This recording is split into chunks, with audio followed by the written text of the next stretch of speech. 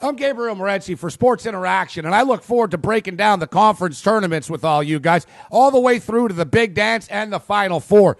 Let's get started with the Beast of the East. That is known as the Big East. Now, it's pretty much well documented how good this conference is this year. They've got 7 teams going to the dance. We know that much for certain. I say we make it 8. The Notre Dame Fighting Irish coming into this tournament with a 4-game win streak. They lost Herringody, but they changed the way that they played. Hansbrough raised the level of his game. Everybody stepped up, and everybody's playing defense right now. I think the Notre Dame Fighting Irish are a dark horse.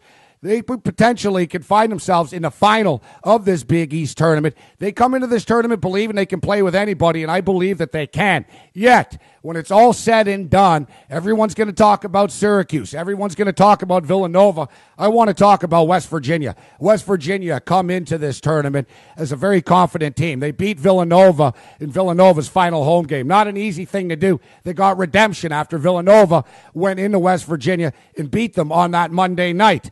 West Virginia is a dangerous team, and they're physical enough to bang with Syracuse, and they're intimidating enough to get into the heads of the finesse teams like Villanova. UConn's going to need to run the table in this tournament. UConn's had a very disappointing season, so much so that their coach found himself in the hospital. Now, UConn's going to have to find themselves in the tournament final to punch a ticket to the Big Dance. South Florida and Seton Hall are different stories. Seton Hall needs to get past Providence, which won't be easy for them, but that game should be a run-and-gun shootout, and I like the over in that basketball game. Notre Dame will be awaiting the winner. South Florida, they can pad their resume with 2-3 W's in this tournament. The South Florida Bulls will be talked about for another reason beside their football coach strangling one of their players. Now, it's a good thing that this tournament's being played at the world's most famous arena in New York City, because we all know it's going to be a hell of a long time until either the New York Rangers or New York Knicks find themselves in a championship game. So at least MSG season ticket holders get to watch a championship game in person. Now, if you can't get tickets to the Big East dance, why don't you just swing through the tunnel, go over to Jersey. Hey, maybe Snooki or the Situation will be in one of these basketball games. I'm talking about the Atlantic 10. Now, the Atlantic 10 Conference Tournament will be taking place on the boardwalk. The battle on the boardwalk. Now, the St. Louis Billikens, kind of a personal favorite in this conference. And Rick Majerus has his Billiken squad knocking on the tournament door. They need a couple of more W's. And who says they can't get it done? They have a great conference record. Everybody's going to be talking about Temple, and rightfully so. They are resurgent, and the Temple Owls are the team to beat in this tournament.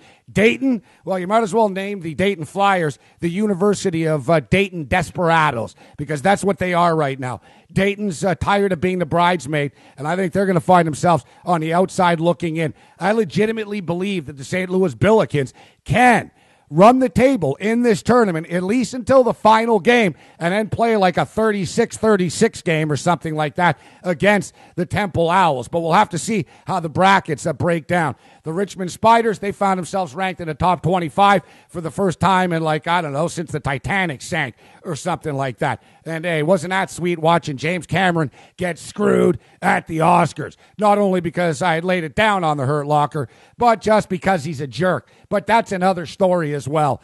St. Louis, Dayton, 2 desperate teams coming into this tournament. When it's all said and done, the Temple Owls and the Xavier Musketeers are probably going to be the ones playing, yet crazier things have happened. Now, one thing that is crazy is what's going on with the Butler Bulldogs.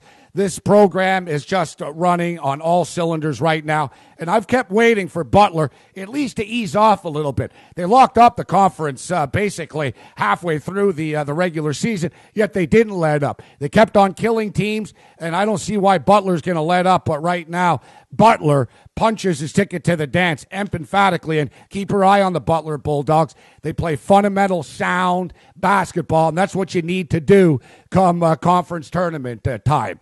Now, we've got the Big 12. All the talk about the Big East being the best conference in college basketball, if you're going to make an argument, I think you make that argument for the Big 12.